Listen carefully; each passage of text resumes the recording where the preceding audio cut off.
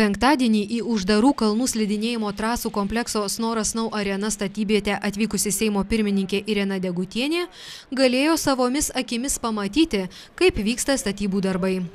Garbę viešnią į dar statomą slidinėjimo kompleksą atlydėjęs Druskininkų savivaldybės meras Ričardas Malinauskas pasakojo, kuo šis objektas bus išskirtinis ir kokios paslaugos jame bus teikiamos. Po trumpos tačiau informatyvios ekskursijos po uždarų slidinėjimo trasų kompleksą, Seimo pirmininkė naujam statiniui negailėjo pagyrų.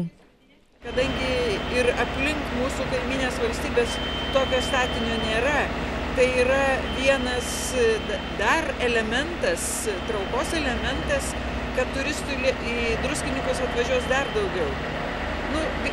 Vieną galiu pasakyti, tai yra unikalu.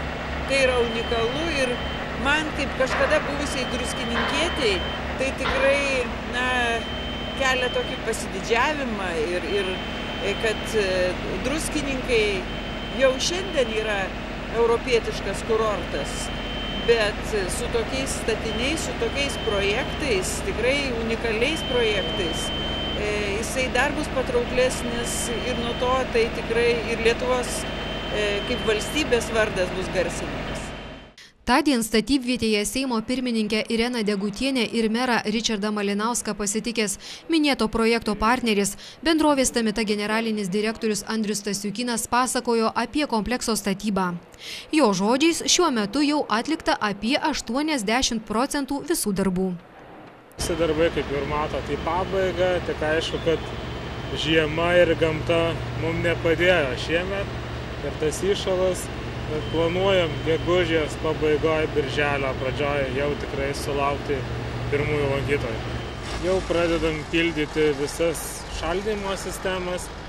Keturvietis keltuvas rytoj bus montuojama jau pirma kėdė.